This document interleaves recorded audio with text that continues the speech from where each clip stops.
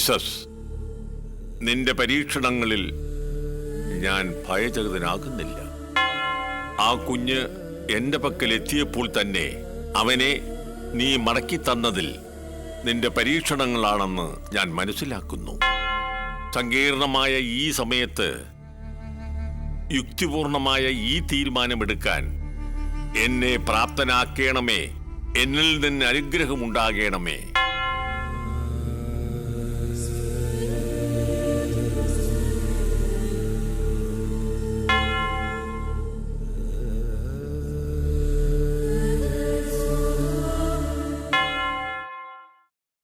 പ്രാഞ്ചേച്ചൻ എന്താ പറയാനുണ്ടെന്ന് പറഞ്ഞത്? ദൈവനിശ്ചയത്തെ മറികടക്കാൻ മനുഷ്യന്റെ ജ്ഞാനത്തിനോ പദവിക്കോ ഒരിക്കലും സാധ്യമല്ല കുഞ്ഞുങ്ങളെ. അനുഭവം കൊണ്ട് എത്ര തന്നെ ബോധ്യപ്പെട്ടാലും പിന്നെയും നമ്മൾ അതിനായി തന്നെ ശ്രമിച്ചുകൊണ്ടിരിക്കും. പ്രപഞ്ചശക്തിയായ തമ്പുരാന് മുന്നിൽ നാം എത്ര നിസ്സാരനാണെന്ന് നാം അറിയുന്നില്ല.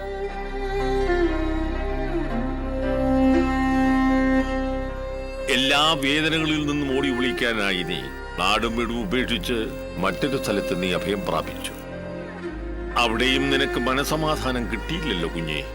ഓരോ നിമിഷവും നിനക്ക് നഷ്ടപ്പെട്ടതിന്റെ ജീവിതത്തെയും പ്രിയപ്പെട്ടവരെയും ഓർത്ത് നീ കണ്ണീർ കുടിക്കുകയായിരുന്നു. നിന്റെ കുഞ്ഞിനെ നിനക്ക് നഷ്ടപ്പെട്ടു എന്നറിഞ്ഞപ്പോൾ ഇവിടേക്ക് തിരിച്ചു വരാൻ നിനക്ക് തോന്നിയെങ്കിൽ നിന്റെ മനസ്സ് നിനക്ക് വേണ്ടപ്പെട്ടവരിൽ നിന്നും ഒരു നിമിഷം പോലും മാറി നിന്നിട്ടില്ല എന്നാണ് അതിനർത്ഥം. എന്താ, ശരിയല്ലേ? ഫാദർ പറഞ്ഞത് അക്ഷരം പ്രതി ശരിയാണ്. എല്ലാത്തിൽ നിന്നും ഒരു ചേഞ്ചിന് വേണ്ടിയാ അലനെ ഞാൻ അവിടേക്ക് വിളിച്ചത്. പക്ഷേ അലന്റെ ശരീരം മാത്രമേ അവിടെ ഉണ്ടായിരുന്നുള്ളൂ ഫാദർ. മനസ്സുകൊണ്ട് ഇയാൾ എന്നും ഇവിടെ തന്നെയായിരുന്നു. അനിതയുടെയും കുഞ്ഞിന്റെയും കാര്യം അറിഞ്ഞത് മുതൽ എത്രയും വേഗം ഇവിടേക്ക് വരാൻ തിടുക്കമായിരുന്നു അലന്. രക്തബന്ധം എന്ന് പറഞ്ഞാൽ അതാണ് മോളെ. മറക്കാൻ ആഗ്രഹിച്ചാലും അത് നടക്കില്ല. നീ ഭയപ്പെടണ്ട മോനെ. നിന്റെ കുഞ്ഞിനൊരാപത്തും പറ്റിയിട്ടില്ല. ആ കുഞ്ഞു സുഖമായി തന്നെ ഉണ്ട്.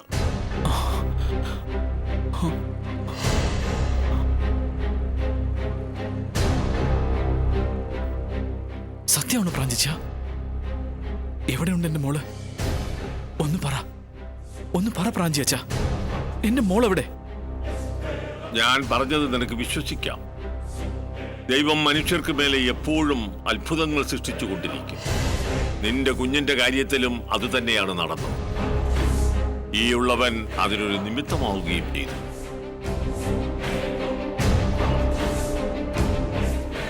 മെനഞ്ഞാന്ന് രാത്രിയിൽ പാതിരാ കഴിഞ്ഞ സമയത്ത് ഒരു ചെറുപ്പക്കാരൻ എന്നെ കാണാൻ വന്നിരുന്നു. ഷമ്മുഖൻ എന്നാണ് അവന്റെ പേര്. ഒരു പിഞ്ചു കുഞ്ഞിനെ അവൻ നെഞ്ചോട് ചേർത്ത് പിടിച്ചിരുന്നു. ആ കുഞ്ഞ് നിന്റെ മോളാണെന്ന് അവന്റെ സംസാരത്തിൽ നിന്നും എനിക്ക് മനസ്സിലായി.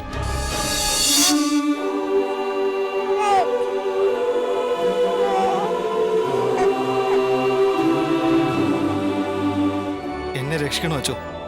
ജോസുകുട്ടിച്ചനെ കൊല്ലാൻ നോക്കിയവര് എന്റെ പിന്നാലെ ഉണ്ട്. ഈ കുഞ്ഞുള്ളത് കാരണമാ ഞാൻ ഇതുവരെ ഇവിടുന്ന് പോകാതിരുന്നത്. പക്ഷെ ഇനി എനിക്ക് ഇവിടുന്ന് എത്രയും വേഗം മാറിയേ പറ്റൂ, അല്ലെങ്കിൽ അവരെന്നെയും കൊല്ലും. ഈ കുഞ്ഞിനെ എന്തിനാണ് എന്നെ ഏൽപ്പിക്കുന്നതെന്ന് മനസ്സിലായില്ല. ഇത് ജോസുകുട്ടിച്ചന്റെ അളിയന്റെ കുഞ്ഞാണച്ചോ.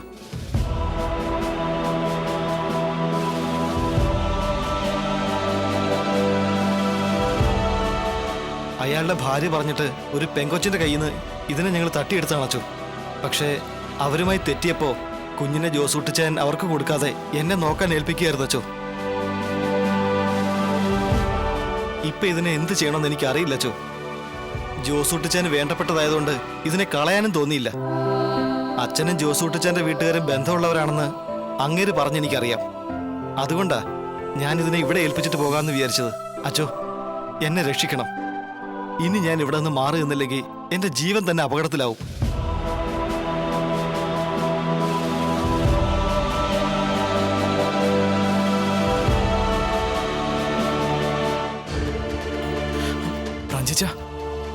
എന്റെ മോള്, എനിക്ക് എന്റെ കുഞ്ഞിനെ കാണണം. എനിക്ക് അവളിന്ന് കാണിച്ചതാ പ്രാഞ്ചിയച്ച. നീ പേടിക്കണ്ട പോലെ. നിന്റെ കുഞ്ഞ് സുരക്ഷിതമായി എൻ്റെ അടുത്ത് തന്നെ ഉണ്ട്.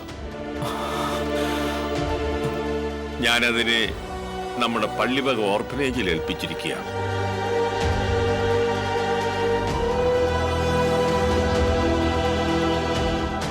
നിയമപ്രകാരം പോലീസിൽ അറിയിക്കാൻ വേണ്ടതെങ്കിലും കുഞ്ഞിന്റെ അവകാശിയെക്കുറിച്ച് വ്യക്തമായ ധാരണ ഉണ്ടായിരുന്നത് കൊണ്ട് ഞാനത് ചെയ്തില്ല.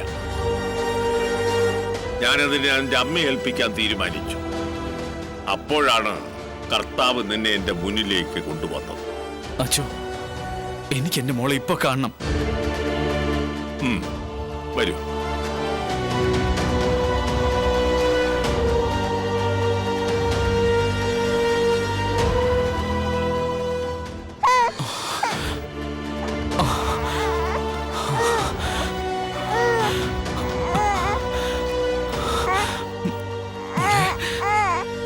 എന്റെ പൊന്നു മോളെ,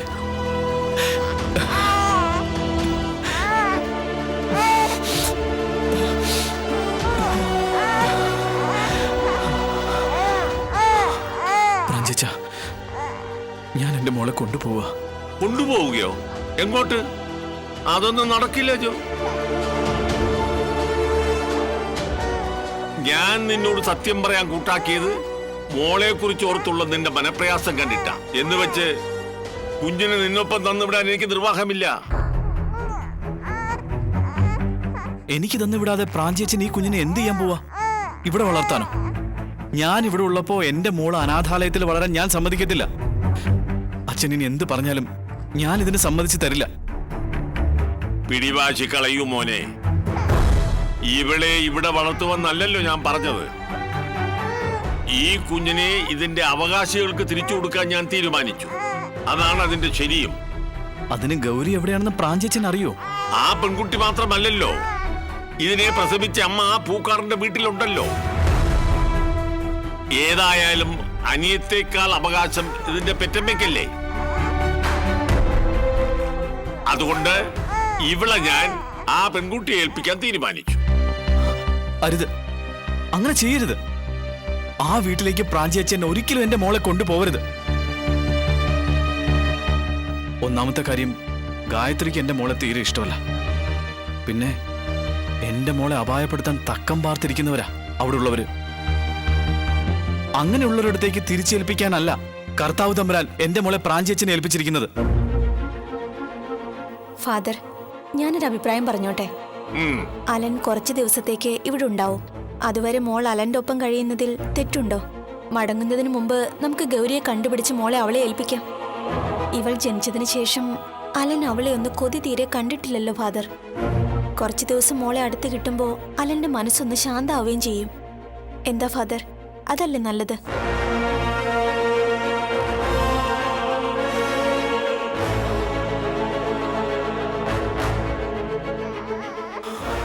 പ്രാഞ്ചേച്ച, പ്ലീസ്, ഞാൻ ഇവിടെ ഒന്ന് കൊണ്ടുപോയിക്കോട്ടെ. കുഞ്ഞിവിടെ ഉണ്ടെന്നറിഞ്ഞ് ആരെങ്കിലും അന്വേഷിച്ചു വന്നാൽ ഞാൻ അവരോട് എന്ത് സമാധാനം പറയും? ഇല്ല, ആരും വരില്ല. ആരും ഇതൊന്നും അറിയുകയുമില്ല. ഞാൻ ആരുടെയും കണ്ണിൽ പെടാതെ എന്റെ മോളുമായി എവിടെയെങ്കിലും ഒതുങ്ങി കഴിഞ്ഞോളാം. പ്ലീസ് അച്ചു. അലനും ഞാനും എന്റെ ആന്റിയുടെ കൂടെയാവും തങ്ങുന്നത്. കുഞ്ഞിന്റെ കാര്യങ്ങൾ നോക്കാൻ ഞാനും ആന്റിയൊക്കെ ഉണ്ടാവുമല്ലോ. ഫാദറിന് എപ്പോ വേണമെങ്കിലും ഞങ്ങളെ കോണ്ടാക്ട് ചെയ്യാം. ദാ എന്റെ നമ്പരാ.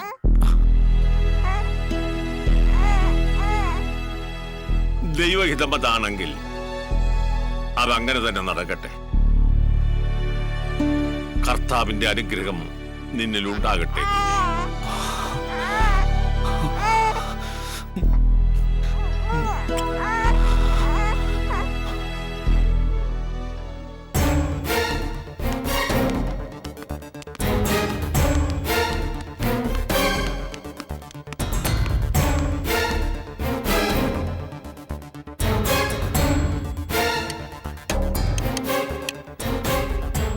മതി. ഇതോടെ കഴിക്ക് ജോസൂട്ടി. മെഡിസിൻ കഴിക്കാനുള്ളതല്ലേ?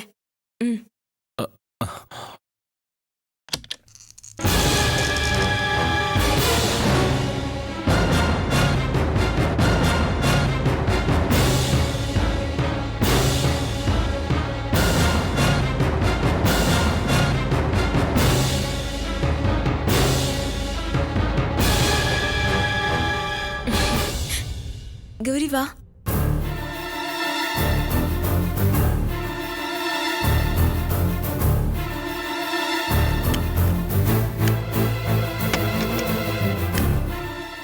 വാ ഗൗരി വാ.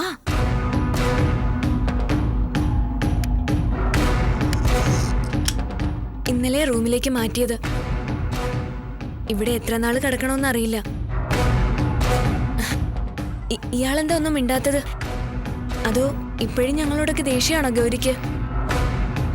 ഞാൻ വന്നത് എന്റെ മോളെ കുറിച്ച് അറിയാനാണ്. എന്റെ മോളിപ്പോ എവിടെയാ, ആരുടെ കയ്യിലാ, അതറിയാൻ വേണ്ടിയാ ഞാൻ വന്നത്.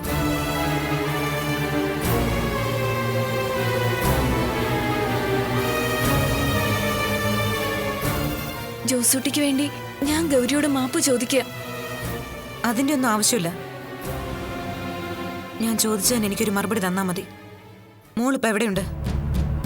ജോസൂട്ടി മോളെ ഷൺമുഖൻ എന്നൊരാളെയാ നോക്കാൻ ഏൽപ്പിച്ചത്. ജോസൂട്ടിക്ക് ഇങ്ങനെ വന്നു പോയതുകൊണ്ട് അയാളും ആകെ ഭയന്നിരിക്കുക. ജോസൂട്ടിയുടെ ശത്രുക്കള് അയാളെ ആക്രമിക്കുമെന്ന് ഭയന്ന് അയാള് കുഞ്ഞുമായി വീട്ടിൽ നിന്ന് മാറി നിൽക്കുക. അപ്പൊ അമ്മാളൂനെ അയാൾ എന്ത് ചെയ്തു? ഗൗരി വിഷമിക്കണ്ട, മോള് ഷൺമുഖന്റെ ഒപ്പം തന്നെയുണ്ട്. പക്ഷേ അയാൾ എവിടെയുണ്ടെന്ന് കണ്ടുപിടിക്കണം. സണ്ണിച്ചായൻ അയാളെ അന്വേഷിക്കുന്നുണ്ട്. പോലീസിൽ കംപ്ലൈന്റ് ചെയ്യാൻ പറ്റാത്തൊരവസ്ഥയായതുകൊണ്ട് ഗൗരി വിഷമിക്കണ്ട. ഷൺമുഖൻ എവിടെയായിരുന്നാലും നമുക്ക് കണ്ടുപിടിക്കാം. മോൾക്ക് ഒരു കുഴപ്പമുണ്ടാവില്ല. അത് നിങ്ങൾക്ക് എങ്ങനെ ഉറപ്പിച്ച് പറയാൻ പറ്റും? അയാളുടെ സേഫ്റ്റിക്ക് വേണ്ടി അയാൾ എന്റെ കുഞ്ഞിനെ ആർക്കെങ്കിലും വിൽക്കില്ലെന്ന് എന്താ ഉറപ്പ്? ഗൗരി, അവനങ്ങനെ ചെയ്യില്ല. അത് നിങ്ങൾക്ക് ഉറപ്പുണ്ടോ? 4 കാശ് കിട്ടുമെന്നുള്ള കാര്യം ഉറപ്പായാൽ പെറ്റമ്മയുടെ കഴുത്തിൽ പോലും കത്തിവെക്കാൻ മടിക്കാത്തവരല്ലേ നിങ്ങളുടെ വർഗം? അപ്പൊ പിന്നെ ആരോ പ്രസവിച്ച ഒരു കുഞ്ഞ് ഒരു കൂലിത്തല്ലുകാരന്റെ കയ്യിൽ സുരക്ഷിതമായിട്ടിരിക്കുമെന്ന് എന്തുറപ്പുണ്ട് നിങ്ങൾക്ക്?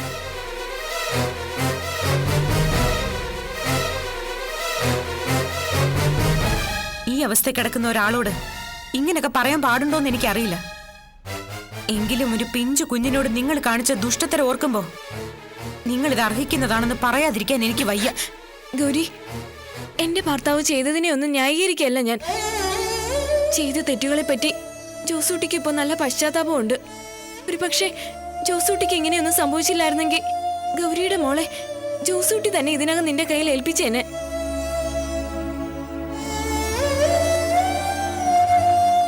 ഷൺമുഖൻ അങ്ങനെ ചെയ്യില്ല എന്ന് ഉറപ്പുള്ളതുകൊണ്ടാ ജോസൂട്ടി അങ്ങനെ പറഞ്ഞത്. അയാളെ എത്രയും വേഗം എങ്ങനെയെങ്കിലും നമ്മൾ കണ്ടെത്തും. ആ കുഞ്ഞിനോട് ഗൗരിക്കുള്ള സ്നേഹം എത്രയാണെന്ന് അറിയാവുന്ന ആളാ ഞാൻ. അതറിഞ്ഞു വെച്ചിട്ട് ഗൗരിയോട് ഞാൻ കള്ളം പറയില്ല. എന്റെ ഭർത്താവിന് വേണ്ടി ഗൗരിക്ക് ഞാൻ ഉറപ്പ് തരിക. ഗൗരിയുടെ മോളെ ഞാൻ തിരിച്ചേൽപ്പിച്ചിരിക്കും. എന്നെ വിശ്വസിക്ക്. നിങ്ങളെ മാത്രം വിശ്വസിച്ച് ഞാൻ പോവാ. ഗൗരി,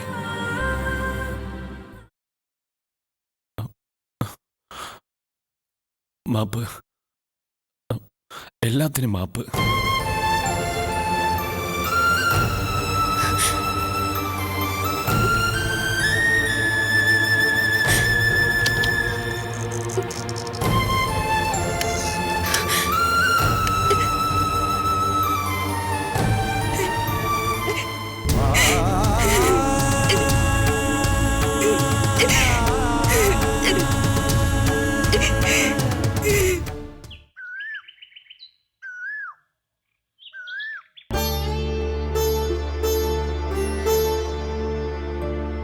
എന്താ ഇനി അലന്റെ പ്ലാൻ? മോളുമായി ഇവിടെ അങ്ങ് കൂടാമെന്നാണോ? തൽക്കാലം അതേ വഴിയുള്ളൂ ഇസ. ഞാനിവിടെ കൂടുന്നാല് ഇസയ്ക്കോ ആന്റിക്കോ എന്തെങ്കിലും ബുദ്ധിമുട്ടുണ്ടോ? Hey, don't talk rubbish. നീ ഞങ്ങളുടെ കൂടെ നിൽക്കുന്നതിൽ എനിക്കെന്താ ബുദ്ധിമുട്ട്? എനിവേ, ഞാനിത് എൻജോയ് ചെയ്യുന്നുണ്ടെങ്കിലോ? സത്യമാണ് പറഞ്ഞത് അലൻ. വർഷത്തിൽ 1 or 2 തവണ പറന്നിറങ്ങി കുറച്ചുനാൾ മാത്രം നിന്ന് തിരിച്ചു വീണ്ടും കൂട്ടിലേക്ക് എന്ന പോലെ പറക്കുന്നതായിരുന്നു പതിവ്. 2-3 ദിവസത്തേക്ക് ആന്റിയും ഞാനും ഭയങ്കര ജോളിയായിരിക്കും. പിന്നെ വീണ്ടും അതേ മടുപ്പ് രണ്ടാൾക്കും. ഒടുവിൽ എന്തെങ്കിലും കള്ളത്തരം പറഞ്ഞ് ടിക്കറ്റ് നേരത്തെയാക്കി ഞാൻ അങ്ങ് തിരിച്ചു പോവും.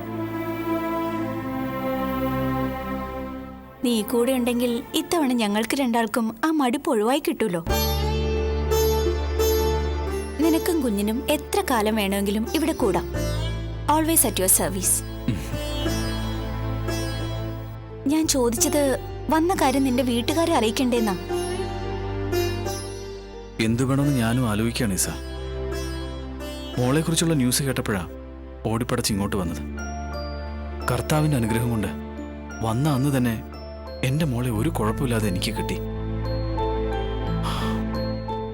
അവൾക്ക് വേണ്ടിയല്ലാതെ ഞാനിനി ആർക്കു വേണ്ടിയാ ജീവിക്കേണ്ടത് ഈസ?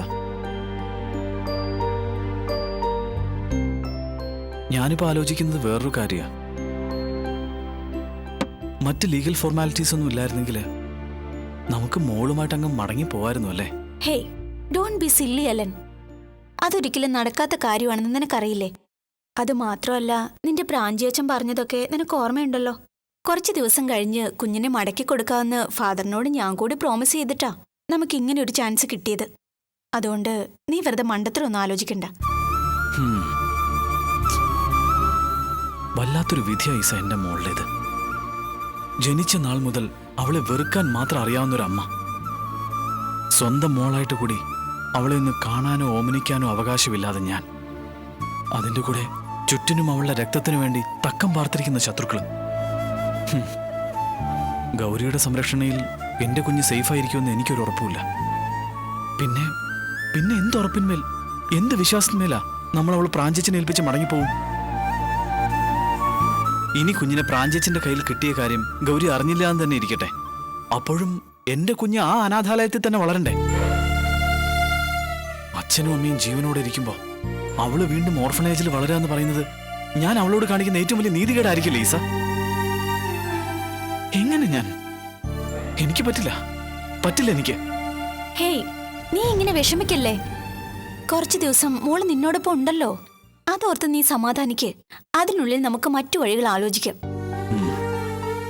ഇസ, എനിക്ക് എന്റെ വീട്ടിലെ അവസ്ഥ എന്താണെന്ന് അറിഞ്ഞാൽ കൊള്ളാമെന്നുണ്ട്. പക്ഷെ നേരിട്ട് ചെന്നൊരു അന്വേഷണം അത് ഇപ്പോഴത്തെ കണ്ടീഷനിൽ ഗുണം ചെയ്യില്ല. Yes, I know. ഇപ്പൊ നീ അവിടെ ചെന്നാ അത് സയനയുടെ വീട്ടുകാർ അറിയാൻ ചാൻസ് ഉണ്ടാവും. അപ്പോ അവര് നിന്നെ ഫോളോ ചെയ്ത് ഇവിടേക്ക് എത്തും. അത് കുഴപ്പാവും.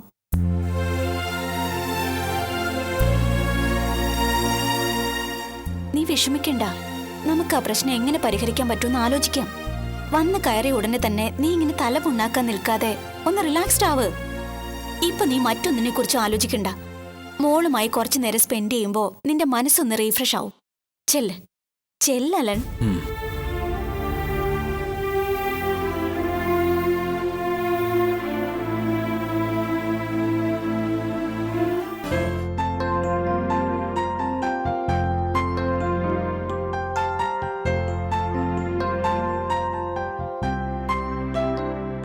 എന്താ എന്റെ പതിവില്ലാത്തൊരു ഗൗരവം?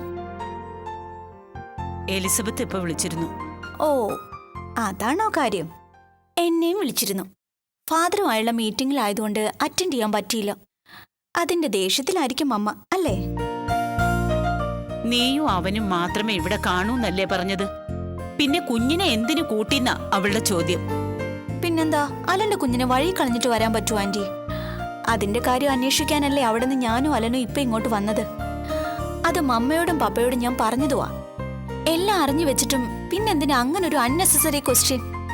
ഈ മമ്മയുടെ ഒരു കാര്യം. ആന്റി ടെൻഷൻ ആവണ്ട, മമ്മയെ ഞാൻ വിളിച്ച് പറഞ്ഞോളാം. മോളെ, കുഞ്ഞിനെ ഇങ്ങോട്ട് കൊണ്ടുവന്നതിൽ നിന്റെ മമ്മയ്ക്ക് എതിർപ്പോ വിഷമമോ ഒന്നുമില്ല. പിന്നെന്താ മമ്മയുടെ പ്രോബ്ലം? അത് നിനക്ക് നന്നായി അറിയാവുന്നതല്ലേ. എത്ര കാലമെന്ന് വെച്ചാ അവനും നീയും തമ്മിൽ ഇങ്ങനെ ഒരു ഫ്രണ്ട്ഷിപ്പിന്റെ പേരിൽ ഇവിടെ തങ്ങാമെന്ന് ഉദ്ദേശിക്കുന്നത്? ഫിലിപ്പിന്റെയും എലിസബത്തിന്റെയും ആഗ്രഹം അവരെന്നോട് പറഞ്ഞിട്ടുള്ളതാ. എനിക്കും ഈ അലയൻസില് എതിർപ്പൊന്നുമില്ല. പക്ഷേ നിങ്ങൾ തമ്മിൽ ഇതുവരെ അങ്ങനെ ഒരു ഡിസിഷൻ ഒന്നും എടുത്തിട്ടില്ലല്ലോ. അതാ ഞങ്ങളുടെ ടെൻഷൻ. നിങ്ങൾ രണ്ടുപേരും ഫാമിലി ലൈഫ് നഷ്ടപ്പെട്ടവരാ. പിന്നെ എന്തുകൊണ്ട് ഈ ഫ്രണ്ട്ഷിപ്പ് നിങ്ങൾക്ക് പുതിയൊരു ലൈഫിലേക്ക് വളർത്തിക്കൂടാ? ചിലപ്പോ അതിനുവേണ്ടിയാണ് ജീസസ് നിങ്ങളെ കൂട്ടിമുട്ടിച്ചതെങ്കിലോ? അവൻ എന്തുകൊണ്ട് നിന്നെ മാരേജ് ചെയ്തുകൂടാ? ആന്റി, ഒരിക്കൽ എന്റെ ലൈഫിലേക്ക് നിങ്ങളെല്ലാം കൂടി കെട്ടിവെച്ച് തന്നതാ ഒരാളെ. ഒടുവിൽ ഒത്തിരി കഷ്ടപ്പെട്ടിട്ടാ ഞാൻ അതിനെ എന്റെ തലയിൽ നിന്നൊന്ന് ഒഴിച്ചെടുത്തത്. ആ ഷോക്കിൽ നിന്ന് ഞാനൊന്ന് റിലീഫായി വരുന്നതേ ഉള്ളൂ. അതുപോലെ തന്നെയാ അലന്റെ കേസും. ഇപ്പോൾ ഒരു മാരേജ് ലൈഫിനെ കുറിച്ച് ചിന്തിക്കാനുള്ള മാനസികാവസ്ഥയിലല്ല ഞങ്ങൾ രണ്ടുപേരും. ഒരുപക്ഷെ ഫ്യൂച്ചറിൽ അങ്ങനെയൊന്നും നടക്കുമായിരിക്കും. പക്ഷേ ഇപ്പം ഞങ്ങളുടെ രണ്ടുപേരുടെ മനസ്സിലും അങ്ങനെ ഒരു കാര്യമില്ല. ഇപ്പോ ആ കുഞ്ഞിനെ ഞാൻ ഇവിടേക്ക് കൊണ്ടുവന്നത് അലന് വേണ്ടിയിട്ടാ. അവന്റെ കുഞ്ഞിനോടൊപ്പം കുറച്ചു നാൾ അവന് കഴിയാൻ, അവന് വേണ്ടി എനിക്ക് ചെയ്യാൻ കഴിയുന്ന ഒരു ഫേവർ എന്നുവെച്ച് ജീവിതകാലം മുഴുവൻ അവനും ആ കുഞ്ഞിനും എന്റെ സഹായം വേണ്ടിവരുമെന്നല്ല അതിനർത്ഥം. അവൻ പ്രതീക്ഷിക്കുന്ന, അവൻ ആഗ്രഹിക്കുന്ന ഒരു ജീവിതം അവനുണ്ടാവണം. അതുവരെ അവന് വേണ്ടി ചെയ്യാൻ കഴിയുന്നതൊക്കെ ഒരാത്മാർത്ഥ സുഹൃത്തെന്ന നിലയിൽ എനിക്ക് ചെയ്യണം. അല്ലാതെ നിങ്ങളാരും കരുതുന്ന പോലെ അതിന് പിന്നിൽ ഹിഡൻ അജണ്ടയൊന്നുമില്ല. നിങ്ങളാരും ഈ റിലേഷനെ ഓവർ എക്സ്പെക്ട് ചെയ്യാതിരുന്നാ മതി.